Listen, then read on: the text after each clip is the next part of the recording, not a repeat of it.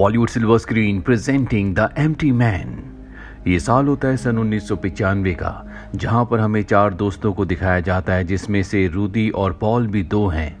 ये सब के सब भूटान की वैलीज में हाइकिंग के लिए जा रहे होते हैं, जहां पर इन्हें बहुत सारे बुद्धिस्ट लोग और उनके टेम्पल्स भी दिखते हैं। और अब एक पहाड़ के ऊपर जाते हैं, जहां पर पॉल को अजीब सी आवाज आती है, और जब वो उस आवाज की तरफ बढ़ता है तो चट्टानों के बीच में गड्ढे में वो गिर जाता है। ये देखकर पॉल के तीनों दोस्त गड्ढे के पास आते हैं, और अब पॉल का एक दोस्त रस्सी के सहारे नीचे गड्ढे में जाता है, जहां उसे पता चलता है कि ये एक गुफा है। वो देखता है कि पॉल वहां पर बैठा मंत्रों का उच्चारण कर रहा है। दरअसल वो चैंटिंग कर रहा होता है, और उसके सामने एक बहुत ही अजीब सा स्केलेटन होता है, जिसका साइज आम स्केलेटन से बहुत बड़ा है। उसके पास और भी बहुत सारे छोटे स्केलेटन होते हैं जो उसके सामने झुके हुए होते हैं। पॉल के दोस्त को कुछ भी समझ में नहीं आता, इसीलिए वो पॉल के पास जाता है। पॉल बिना हिले डुले उसे कहता है कि अगर तुमने मुझे छुआ तो तुम मारे जाओगे, लेकिन वो पॉल को अपने कंधे पर उठाकर वापस ऊपर ले आता है। इसके बाद सामने एक वुडन घर होता है, जिसके अंदर ही पॉल को लाते हैं, और अब यहाँ पर बर्फ पड़ना शुरू हो जाती है, जिसका मतलब ये है कि चारों इस वक्त यहाँ से नहीं निकल सकते। पॉल और रूदी के जो दोस्त होते हैं वो यहाँ से खाने का इंतजाम करने के लिए निकल पड़ते हैं। पॉल अब भी पूरी तरह से अपने होशो हवास में नहीं होता। रूदी देखती है कि उसके हाथ में एक बैम्बू का म्यूजिकल इंस्ट्रूमेंट है। रूदी उससे वो इंस्ट्रूमेंट ले लेती है और बजाना शुरू करती है। इसके बाद वो बाहर जाती है, और तभी उसे अपने सामने एक बहुत अजीब सा साया दिखता है जो उसी की तरफ बढ़ रहा होता है। रूदी अपनी जान बचाने के लिए वुडन घर के अंदर आ जाती है और अंदर से दरवाजे को लॉक कर लेती है, जिसके बाद वो अजीब सा साया नॉक भी करता है। रूदी पूरी तरह से डर जाती है। अब कुछ देर बाद उसके दोनों दोस्त अंदर आते हैं। रूदी को बताते हैं कि उन्होंने बाहर किसी को नहीं देखा, लेकिन रूदी अब भी पूरी तरह से डरी हुई होती है। आज इनका यहाँ पर दूसरा दिन है। रात को सब के सब सो जाते हैं, और जब सब सो रहे होते हैं तो पॉल उठकर रूदी के कान में कुछ कहता है। अगली सुबह दिखाया जाता है कि पॉल घर में नहीं होता। उसके पैरों के निशान बाहर की तरफ जा रहे होते हैं। इन तीनों को नहीं पता कि पॉल कहाँ गया है, इसीलिए उसके कदमों का पीछा करते हुए ये तीनों के तीनों पॉल तक पहुंच जाते हैं। वो एक चट्टान के किनारे पर होता है। उसके हाथ में वो बैम्बू म्यूजिकल इंस्ट्रूमेंट होता है जिसे वो बजा रहा होता है, और अब यहाँ पर पॉल का दोस्त उस पर चिल्लाना शुरू कर देता है। वो कहता है कि तुम इस तरह से अकेले नहीं जा सकते, हम सब तुम्हारे लिए डर गए थे। और अब पॉल यहाँ पर कुछ मंत्रों का उच्चारण करता है, जिसके बाद रूदी, जिसके कान में रात को उसने कुछ कहा था, वो पूरी तरह से पोजेस्ड हो जाती है और अपने दोनों साथियों को मार देती है। जिसके बाद वो पॉल को देखती है। पॉल भी उसी को देख रहा होता है। अब रूदी अपनी भी जान ले लेती है।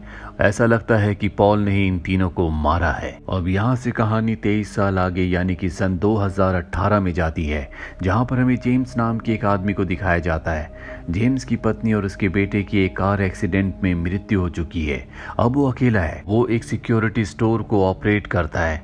दरअसल वो अपनी जिंदगी में अपने परिवार को खोने के बाद पूरी तरह से फ्रस्ट्रेटेड है। जेम्स एक रेस्टोरेंट में जाता है, जहाँ पर वो अपने बर्थडे का कूपन देता है, जो कि बहुत ही पुराना होता है। हालांकि आज उसका बर्थडे नहीं है, लेकिन फिर भी रेस्टोरेंट वाले उसके कूपन को एक्सेप्ट कर लेते हैं, जिसके बाद उसे फूड फ्री में दिया जाता है।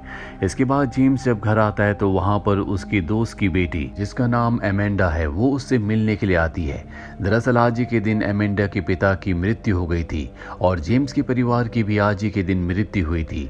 जेम्स एमेंडा की मॉम नोरा को भी अच्छे से जानता है, पर वो अपने पिता की मौत के बाद अब जेम्स को अपना पिता समझती है।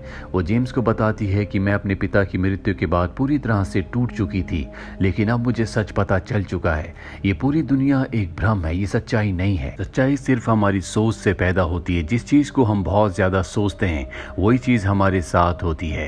इसके बाद एमेंडा वहां से चली जाती है। अगली सुबह एमेंडा की मॉम जब उसके कमरे में जाती है तो वो वहां पर नहीं होती, और बाथरूम में जाने के बाद वो देखती है कि वहां पर एक मैसेज लिखा हुआ है, जिसमें लिखा होता है the empty man made me do it, यानी कि एम्प्टी मैन ने मुझसे ये करवाया है। एमेंडा की मॉम को ये मैसेज बिल्कुल भी समझ में नहीं आता, इसीलिए वो यहाँ पर पुलिस को और जेम्स को बुलाती है। जेम्स देखता है कि वहाँ पर एक फॉन्टिफैक्स इंस्टीट्यूट का ब्रोशर है जिसके पीछे ट्यूलिपा लिखा होता है। इसके बाद जेम्स एमेंडा की दोस्त से स्कूल में मिलने के लिए जाता है, जहां पर उसकी दोस्त जब उसके साथ कार में बैठी होती है तभी उसे एक साया दिखता है जिसे देखकर वो डर जाती है।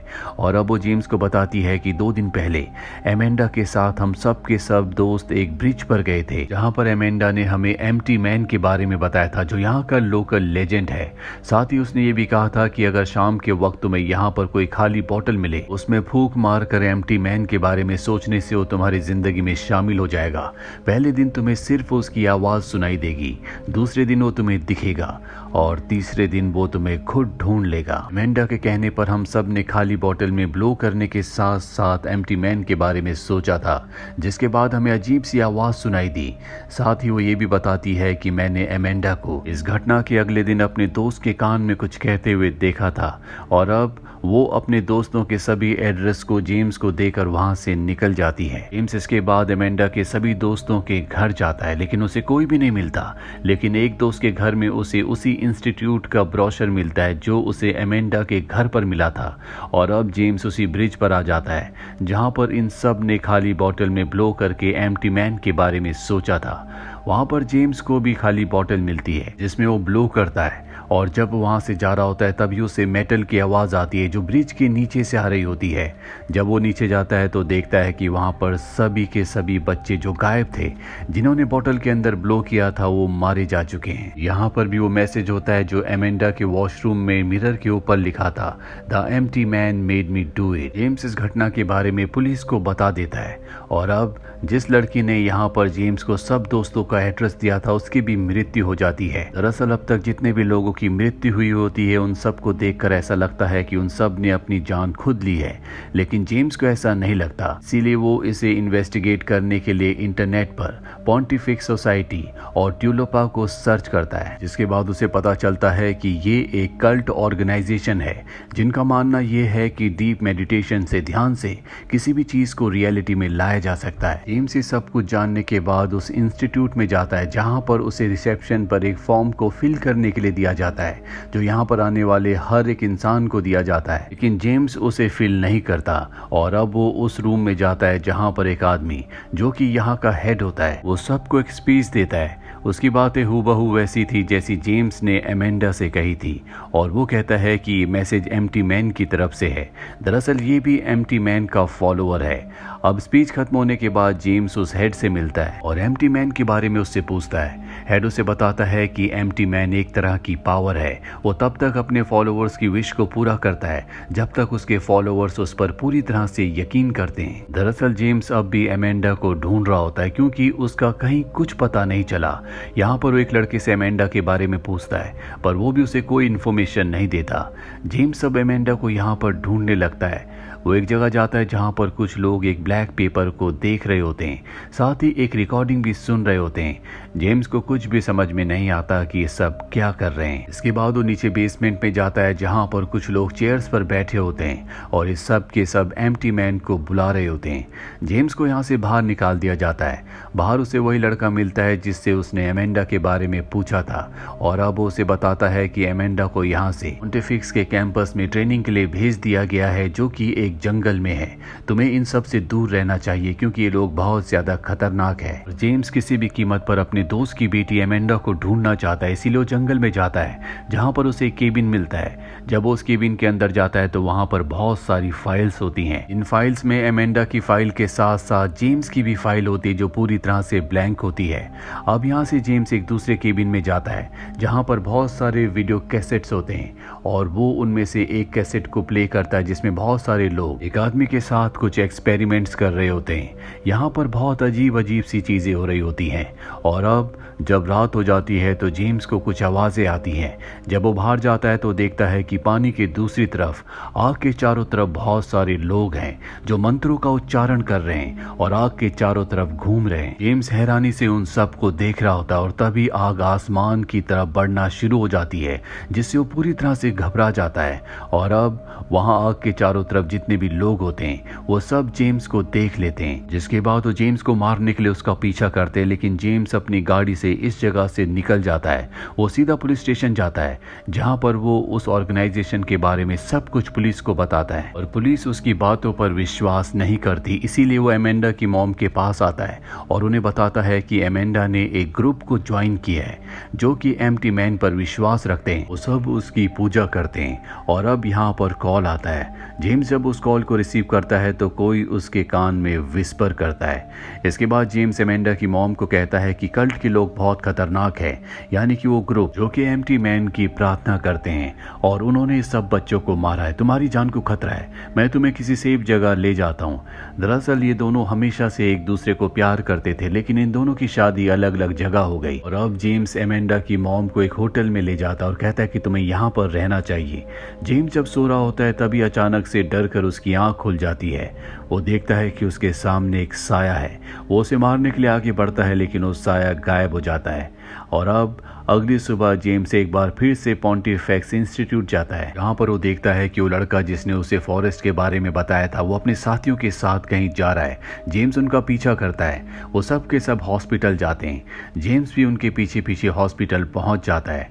जेम्स देखता है कि वो सब के सब एक आदमी के सामने झुक गए हैं, जो आदमी हॉस्पिटल में कोमा में है। जेम्स अब पूरी तरह से कंफ्यूज हो जाता है, इसीलिए बाहर निकलने पर वो उस लड़के को पकड़ लेता है जिसने उसे फॉरेस्ट भेजा था और उसे टॉर्चर करने पर वो लड़का बताता है कि मुझे मेरे ग्रुप के लोगों ने तुम्हें वहां पर भेजने के लिए कहा था। जेम्स उससे हॉस्पिटल वाले आदमी के बारे में पूछता है। वो लड़का बताता है कि एम्प्टी मैन उस आदमी के जरिए हमसे बात करता है। जेम्स को इसकी बातों से कुछ भी समझ नहीं आता, इसीलिए शाम होने पर वो एक बार फिर से पॉन्टिफेक्स इंस्टीट्यूट में जाता है। वो उस जगह जाता है जहाँ पर सभी फाइल्स होती है। यहाँ पर एक फाइल नंबर 14 होती है जिसमें लिखा होता है मैनिफेस्टेशन, और जब वो उस फाइल को खोलता है तो पूरी तरह से हैरान हो जाता है क्योंकि ये जेम्स की फाइल होती है जिसमें उसके परिवार के बारे में सब कुछ लिखा होता है, साथ ही उस फूड कूपन के बारे में भी जो उसका बर्थडे कूपन था जो मात्र 3 दिन पहले उसने फ्री का खाना खाने के लिए यूज किया था। इस फाइल में जेम्स की फोटो भी होती है। जेम्स को कुछ भी समझ नहीं आता कि ये सब क्या हो रहा है, इसीलिए वो उस हॉस्पिटल में एक बार फिर से जाता है जहां पर वो आदमी कोमा में है। वो रिसेप्शन में एक लेडी से पूछता है कि वो आदमी कौन है। वो कहती है कि मुझे नहीं पता, वो पिछले 23 सालों से कोमा में है। और अब जब जेम्स उस रूम में जाता है जहां पर वो आदमी है तो देखता है कि वहां पर एमेंडा भी है। वो एमेंडा से पूछता है कि ये कौन है। एमेंडा बताती है कि पिछले 500 सालों में आज से 23 साल पहले एम्प्टी मैन ने किसी को पजेस्ट किया था और वो आदमी यही है। एम्प्टी मैन इसी के जरिए हमसे बात करता है। और अब जेम्स एमेंडा की मॉम को कॉल करता है लेकिन वो उसे पहचानने से साफ साफ मना कर देती है। जेम्स को यहाँ पर कुछ भी समझ में नहीं आता। दरअसल उसके सामने जो आदमी कोमा में है ये पॉल है जो आज से 23 साल पहले अपने 3 दोस्तों के साथ भूटान गया था।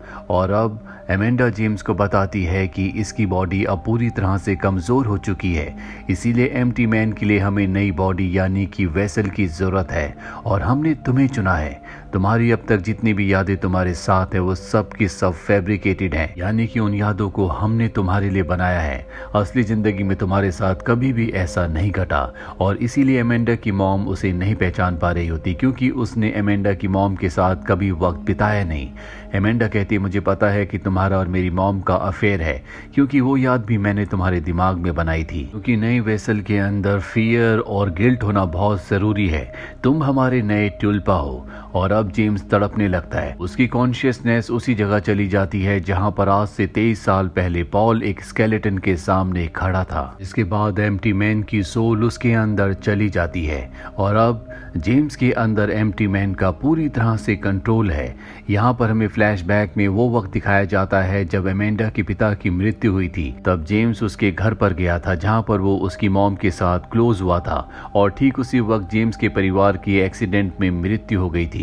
और अब जेम्स जो कि पूरी तरह से एम्प्टी मैन के कब्जे में है वो वापस अपने घर आता है। जहाँ उसे पूरी तरह से यकीन हो चुका है कि वो एक असली इंसान नहीं है बल्कि वो एक ट्यूल्पा है जिसका जन्म आज से 3 दिन पहले हुआ है। और उसे इस बात पर इसलिए भी विश्वास है क्योंकि एमेंडा की मॉम जिसके साथ उसका अफेयर था वो उसे अब नहीं जानती, यानी कि उसकी सारी यादें बनी हुई हैं। और अब जेम्स उस जगह जाता है जहां पर पॉल की बॉडी हॉस्पिटल में है जो कोमा में है। वो वो पॉल को मार देता है, जिसके बाद हॉस्पिटल का पूरा स्टाफ उसके सामने झुक जाता है और इसी के साथ ये कहानी यहीं पर खत्म हो जाती है। इस कहानी में जेम्स को ट्युल्पा बनाया गया है। दरअसल तिब्बत में ये एक तरह की मेडिटेशन होती है जिसमें कोई भी साधक अपने दिमाग में किसी भी दूसरी एंटिटी यानी कि दूसरी कैरेक्टर को बना सकता है और चैंटिंग और ध्यान की मदद से उस कैरेक्टर को असली दुनिया में लाया जा सकता है। और ठीक इसी तरह से उन लोगों ने जो एम्प्टी मैन को अपना सब कुछ मानते थे, जेम्स को अपने माइंड में क्रिएट किया, उसके बाद चैंटिंग से उसे असली दुनिया में लाए ताकि एम्प्टी मैन की स्पिरिट के लिए वो एक परफेक्ट वेसल बन सके। तो ये थी पूरी कहानी द एम्प्टी मैन की। उम्मीद करते हैं कि ये कहानी आपको पसंद आई होगी।